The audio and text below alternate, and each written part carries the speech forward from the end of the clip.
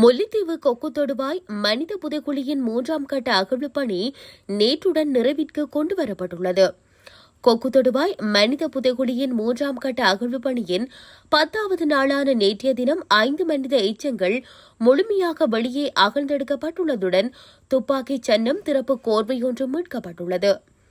2 கட்டங்களிலும் அகழ்ந்தெடுக்கப்பட்ட 40 மனித எச்சங்களுக்கு மேலதிகமாக 3ஆம் கட்ட அகழ்வு பணியின் போது இன்றுடன் 52 மனித எச்சங்கள் அடையாளம் காணப்பட்டு அகழ்ந்தெடுக்கப்பட்டுள்ளது. முல்லைத்தீவு நீதிமன்ற நீதிபதி தர்மலிங்கம் பிரதீபன் முன்னிலையில் தொல்லியல் பேராசிரியர் ராசோமதேவ உள்ளிட்ட குழுவினர், முல்லைத்தீவு மாவட்ட சட்ட வைத்திய அதிகாரி வாசுதேவ, தடயவியல் போலீசார், சட்டத்தரணி வி.கே. நிரஞ்சன், கிராம சேவையாளர் உள்ளிட்ட தரப்பினரின் பங்கு பெற்றுதல்களுடன் 10ஆம் நாள் அகழ்வாய்வுகள் இடம்பெற்றிருந்தன. இது தொடர்பாக விசேட சட்ட வைத்திய நிபுணர் கனக சபாபதி வாசுதேவ கருத்து தெரிவிக்கும் போது, 3ஆம் கட்டமாக தொடர்ந்த கொக்கு தொடுவாய் மனித புதைக்குழி அகழ்வானது 10வது நாளாக இன்றைய தினம் நடைபெற்றது.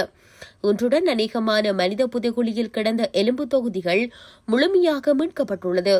ஒட்டுமொத்தமாக இதுவரை 52 மனித எலும்புக்கூட்டு தொகுதிகள் மீட்கப்பட்டுள்ளன. அத்துடன் இன்றைய தினம் துப்பாக்கி சின்னம், திறப்பு கோர்வைகள் என்பன மேலதிக சான்றாதார பொருட்களாக பெறப்பட்டுள்ளன. அடுத்து வரும் நாட்களில் இப்புதைகுழி தொடர்பான நீதிமன்ற நடவடிக்கைகள் தொடரும். கடந்த 2023ஆம் ஆண்டு ஜூன் மாதம் 29ஆம் திகதியன்று முல்லைத்தீவு கொக்கு தொடுவாய் பகுதியில் தேசிய நீர்வளங்கள் வடிகாலமைப்பு சபையினர் நீரிணைப்பினை பொருத்துவதற்காக கனரக இயந்திரத்தின் மூலம் நிலத்தினை அகழ்ந்தபோது மனித புதைக்குழியொன்று இனங்காணப்பட்டிருந்தது.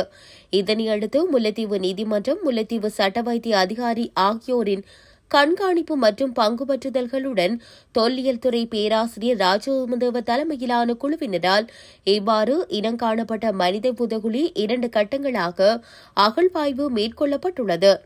இவ்வாறு 2 கட்டங்களாக இடம்பெற்ற அகழ்வாய்வுகளின்படி இதுவரையில் குறித்த மனித புதைக்குழியில் இருந்து 40 மனித எலும்புக்கூட்டு தொகுதிகளும், தமிழீழ விடுதலை புலிகள் அமைப்பு போராளிகள் பயன்படுத்தும் இலக்க தகடுகள், துப்பாக்கிச் சின்னங்கள், உடைகள் உள்ளிட்ட பல தடயப் பொருட்களும் மீட்கப்பட்டிருந்தமை குறிப்பிடத்தக்கது.